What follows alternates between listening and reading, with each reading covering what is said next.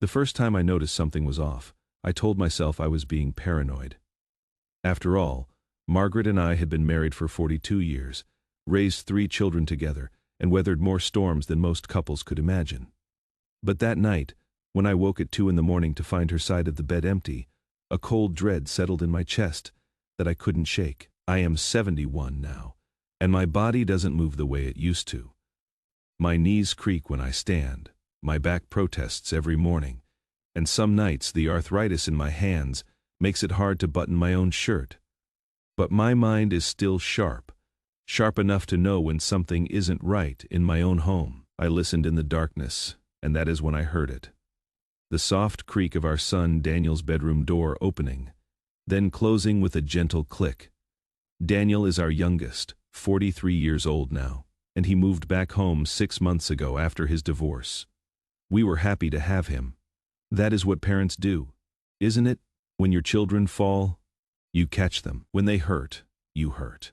Margaret always said that being a mother never stops, no matter how old your children get.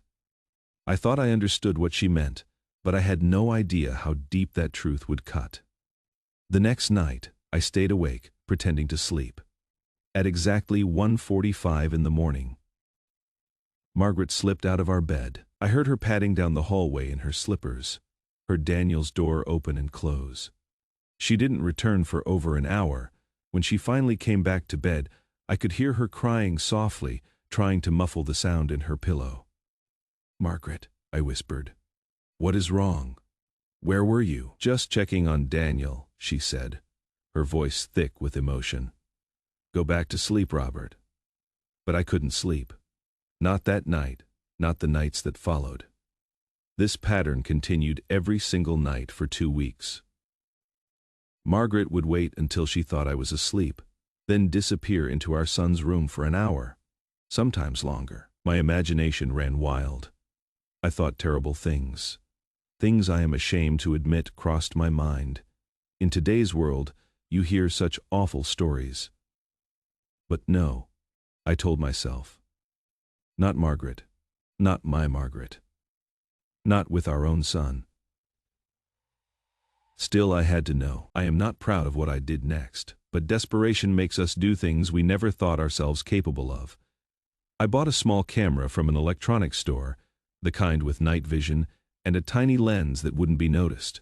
I felt like a criminal setting it up in Daniel's room, while he was out job hunting, and Margaret was at her book club. I hid it on top of his bookshelf, angled to capture most of the room.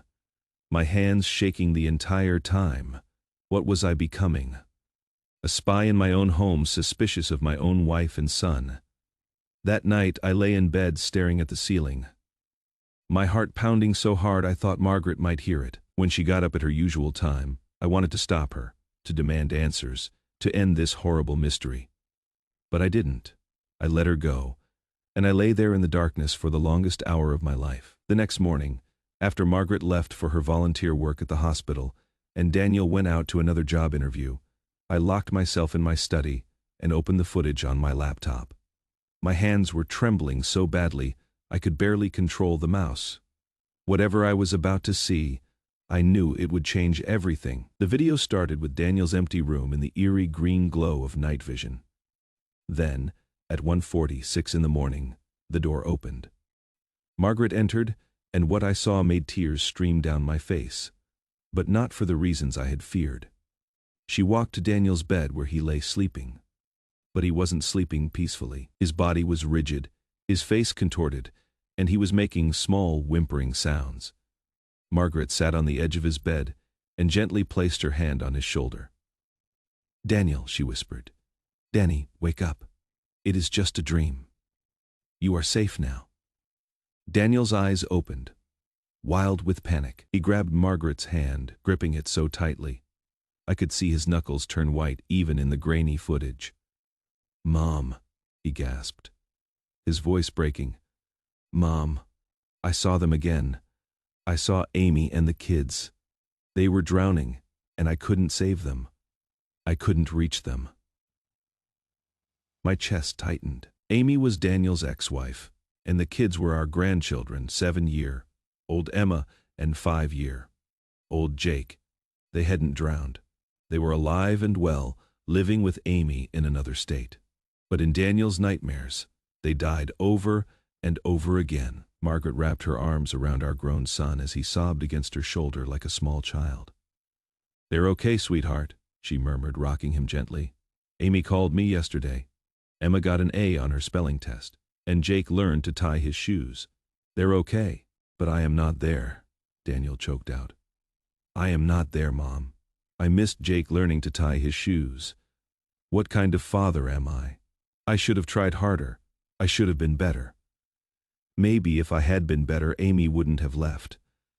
Maybe my kids wouldn't have to grow up in a broken home like I am broken." "You are not broken," Margaret said firmly, pulling back to look at his face. "Do you hear me, Daniel? You are not broken, you are hurt, and that is different. Hurt can heal." "I can't sleep, Mom. Every time I close my eyes, I see everything I've lost. I see Dad's disappointment when he looks at me. I am 43 years old, living in my childhood bedroom, unemployed, divorced, without my kids. I am a failure." I had to pause the video. My chest felt like it was being crushed. Did my son really think I was disappointed in him? Did he see that in my face? I thought back to all our interactions since he moved home. I had been trying to give him space, trying not to hover or coddle. I thought I was treating him with the dignity of an adult, but he had read it as disappointment. I pressed play again. Margaret was speaking. "Your father loves you more than you know. We both do. And Danny, you need to hear this. You didn't fail. Your marriage ended. But that doesn't mean you failed. Sometimes people grow apart. Sometimes love isn't enough to overcome everything else. That doesn't diminish what you had or who you are. Then why does it hurt so much?" Daniel's voice was raw, stripped of all pretense. "Why can't I breathe sometimes? Why do I wake up every night, terrified of something I can't even name?" This went on night after night in the footage. I watched every recording. Some nights, Daniel would talk about his marriage, analyzing every moment, every decision, torturing himself with what-ifs. Other nights, he would talk about his children, and his grief at missing their daily lives was so profound it made him physically ill. Margaret would sit with him, never judging, never offering empty platitudes. She would just listen and hold him, and assure him that he was still worthy of love. But the night that broke me completely was recorded on the 14th night. Daniel was calmer than usual when Margaret entered. They sat together in the darkness, and then Daniel said something that made my blood run cold. "Mom, do you think Emma and Jake would be better off if I wasn't around anymore?" "Not dead," he added quickly, when Margaret gasped. "Just not in their lives. Amy's already remarried. That guy Brian seems nice. Maybe they'd be better off with a stable father figure who doesn't break down and can't hold a job. Daniel, look at me." Margaret's voice was steel. "You are their father. You will always be their father, and they need you. Do you understand? They need you exactly as you are, struggling and hurting and trying, because someday they'll struggle and hurt and try, and they'll need to know that it is okay that their father went through it and survived. But what if I don't survive it?" Daniel's voice dropped to a whisper. "What if I can't make it through this?" "Then you tell someone." Margaret said, "You tell me, you tell your father, you tell a doctor, but you don't disappear from your children's lives. My own father did that to me, Danny. He just left one day when I was 8 years old because he couldn't handle the pressures of family life. I spent 40 years wondering if I was the reason he left, if I wasn't good enough, wasn't worth staying for. You will not do that to Emma and Jake. You will not give them that burden." I had to stop the video again. I sat in my study with tears streaming down my face, my entire body shaking. I had never known this about Margaret. In 42 years of marriage, she had never told me her father abandoned the family. She always said he died when she was young. She had carried that pain silently for decades, and now she was using it to save our son's life. I had been so blind. While I had been wrapped up in my own comfortable routine, my morning coffee and evening news, my golf games and woodworking projects, My son had been dying inside just down the hallway, and my wife had been carrying both his pain and her own, night after night, sacrificing her sleep and her own peace to keep him alive. I watched more footage. I saw Margaret help Daniel practice what to say in job interviews. I saw her show him the letters that Emma and Jake had written him, reading them aloud when his hands shook too much to hold the paper. I saw her sit with him while he called his therapist, the one he had been too ashamed to tell me about because he thought I would think less of him for needing help. I saw her teach him breathing exercises for his panic attacks. I saw her simply exist beside him in the darkness, a steady presence reminding him that he was not alone. On the 21st night, something shifted. Daniel's nightmare woke him as usual, but this time he sat up and took several deep breaths before Margaret even entered the room. When she came in, he said, "I am okay, Mom. It was bad, but I am okay. You don't have to stay." "I know. I don't have to," Margaret said, sitting beside him anyway. "I want to. But Danny, I need you to do something for me. Anything. I need you to talk to your father. Really talk to him. He loves you so much, and he is so worried about you, but he doesn't know how to reach you. You've built walls to protect yourself, and I understand why. But those walls are keeping out the people who love you most. Dad doesn't want to hear about my problems. He is from a different generation. Men didn't talk about feelings back then. Your father cries at Christmas movies," Margaret said with gentle humor. "He cried when each of you were born, when you graduated, when you got married. He feels everything deeply. He just doesn't know how to say it. And right now, he is hurting because he thinks you are shutting him out. I don't want him to see me like this. He has always been so strong, so capable. I am his son. I should be strong too." "Strength isn't pretending you don't hurt," Margaret said. "Strength is admitting when you need help. Your father isn't some superhuman, Danny. He is just a man who has done his best, made plenty of mistakes, and loved his family through all of it. Let him in, please." I couldn't watch anymore. I closed the laptop and sat in my study as morning light filtered through the windows. I thought about all the ways I had failed my son without even knowing it. I had been present but absent, living in the same house but separated by walls of my own construction. I had assumed that because Daniel was an adult, he didn't need me the way he did when he was a boy. But I was wrong. He needed me differently now, maybe even more desperately, and I had been too blind to see it. That evening, I did something I should have done months ago. When Daniel came home from another fruitless job search, I asked him to come into the backyard with me. We stood by the old oak tree where I had hung a tire swing for him when he was 6 years old. The swing was long gone, but the branch was still there, still strong. "Daniel," I said, and my voice cracked immediately. I cleared my throat and tried again. "Son, I need to tell you something, and I need you to really hear me." He looked at me with guarded eyes, and I saw the little boy in there, the one who used to think I hung the moon and stars.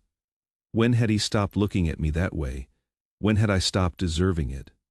"I've been a fool," I continued. "These past months I've been treating you like a guest in this house when you are my son. You'll always be my son, and I want you to know something. I am not disappointed in you. I have never been disappointed in you." "Dad, you don't have to." "Yes, I do," I interrupted, "because you need to hear it, and I need to say it. Your marriage ending doesn't make you a failure. Struggling to find work in a tough economy doesn't make you a failure. Asking for help doesn't make you weak. It makes you human. And Daniel, I need you to know that I am proud of you." "Proud?" His voice was barely a whisper. "How could you possibly be proud?" "Because you are still here," I said. And now the tears were flowing freely down my face. I didn't try to stop them. "Because you wake up every day and try again. Because you love your children enough to let them be happy, even when it kills you. Because you came home when you needed help instead of suffering alone. That takes more courage than I ever had."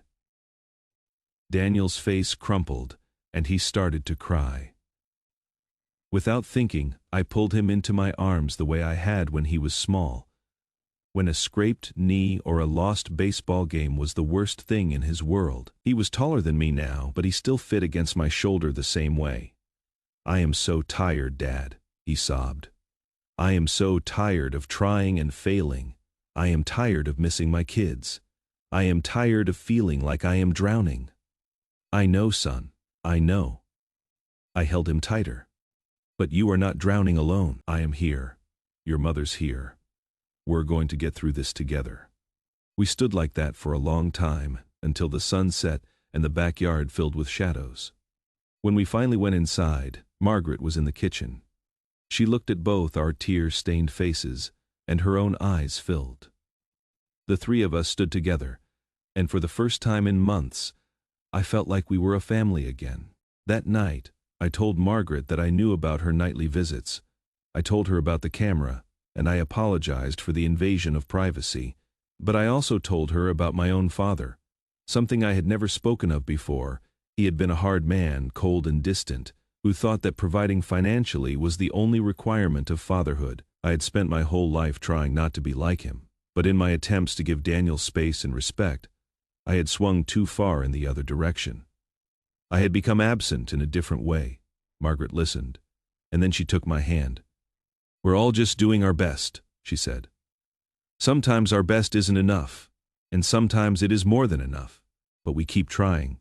That is all we can do." In the weeks that followed, everything changed. Daniel started therapy twice a week, and I drove him to appointments, waiting in the parking lot and taking him for coffee afterward. We didn't always talk about heavy things. Sometimes we just talked about sports or the weather or nothing at all. But the silence between us was different now, comfortable instead of strained. Margaret continued her nightly vigils, but now I joined her. When Daniel's nightmares woke him, both his parents were there. We took turns, sometimes one of us, sometimes both. We listened to him talk about his fears and regrets. We helped him practice video calls with Emma and Jake. We celebrated small victories, a job interview that went well, a full night of sleep, a day without a panic attack. Slowly, painfully, Daniel began to heal. 3 months later, he got a job offer. 6 months after that, he moved into his own apartment. But he came home for dinner every Sunday, and he called several times a week. The walls he had built around himself didn't disappear overnight, but they developed doors and windows, places where love could get in. I learned something profound during those dark months. I learned that being a father doesn't end when your children grow up.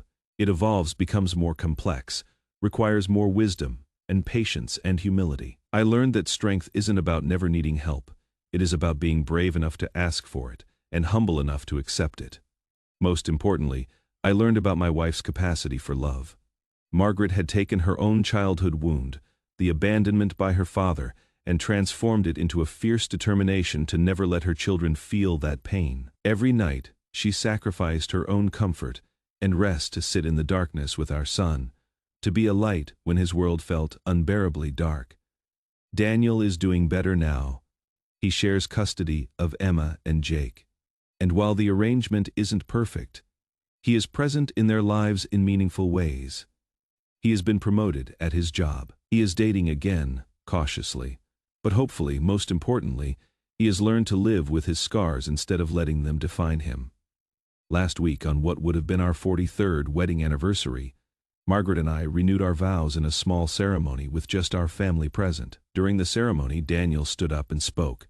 He talked about how his parents had saved his life, not just once but every single day for months.